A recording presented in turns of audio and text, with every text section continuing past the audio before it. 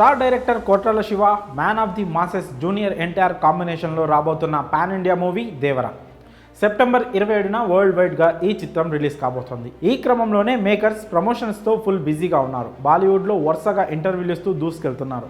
ఇక తారక్ ఫ్యాన్స్ కూడా మూవీని ఎప్పుడెప్పుడు థియేటర్లలో చూడాలా అని తెగ ఆరాటపడుతున్నారు. ఇలాంటి టైంలో ఎన్టీఆర్ ఫ్యాన్స్కు ఓ బ్యాడ్ న్యూస్ తెలిసింది. చాట్ బస్టర్గా నిలిచిన దావూదీ సాంగ్ మూవీ నుంచి తీసేసినట్లుగా సోషల్ మీడియాలో వార్తలు వైరల్గా మారాయి.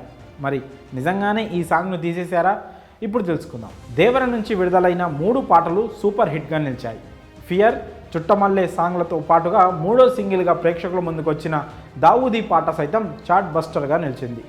మిలియన్ల కొద్ది వ్యూస్తో యూట్యూబ్ను షేక్ చేశాయి ఈ 3 సాంగ్స్. అయితే కొన్ని రోజుల క్రితం దావూదీ సాంగ్పై ఓ న్యూస్ గట్టిగా వినిపించింది. ఈ పాట సినిమాలో ఉండదని, ఎండింగ్ కార్డ్స్ పడే టైంలో వస్తుందని వార్తలు వచ్చాయి. దాంతో అమ్మయ్య, కనీసం అప్పుడైనా పాటను చూడొచ్చులే అని ఫ్యాన్స్ హ్యాపీగా ఫీల్ అయ్యారు. అయితే ఇలాంటి టైంలో బాంబు లాంటి న్యూస్ తారక్ ఫ్యాన్స్ను కంగారు పెడుతోంది.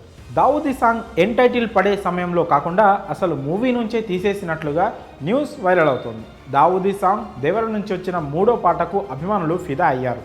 ఇక ఈ సాంగ్లో తారక్ వేసిన స్టెప్పులకు ఫ్యాన్స్కు పిచ్చెక్కిపోయింది. మాస్ డ్యాన్స్తో ఉర్రూతలూగించాడు తారక్. దానికి తోడు జాన్వీ స్టెప్పులు, అందాలు కూడా ఈ సాంగ్కు ప్రత్యేక ఆకర్షణగా నిలిచాయి. దాంతో ఈ పాట యూట్యూబ్ను అల్లాడిస్తూ మిలియన్ల కొద్ది వ్యూస్తో అదరగొట్టేసింది. ఇలాంటి సాంగ్ను థియేటర్లలో చూస్తే ఆ కిక్కే వేరు. కానీ ఇప్పుడు ఆ సాంగ్ను మూవీ నుంచి కట్ చేశారని తెలుస్తుండడంతో ఫ్యాన్స్ నిరాశకు గురవుతున్నారు. అయితే ఇది మూవీ యూనిట్ నుంచి వచ్చిన అధికారిక ప్రకటన కాకపోయినప్పటికీ ఇండస్ట్రీలో మాత్రం దీని గురించి గట్టిగానే టాక్ వినిపిస్తోంది. అయితే సాంగ్ను ఎందుకు తీసేశారన్న విషయంపై మాత్రం ఇంకా క్లారిటీ లేదు. బహుశా రన్ టైం ఎక్కువగా ఉన్న నేపథ్యంలోనే కొన్ని సీన్లతో పాటు ఈ సాంగ్ను కూడా కట్ చేసి ఉంటారని మూవీ లవర్స్ భావిస్తున్నారు. మరి దావూదీ సాంగ్ మూవీ నుంచి కట్ చేశారని వస్తున్న వార్తలపై మీ అభిప్రాయాలను కామెంట్స్ రూపంలో తెలియజేయండి.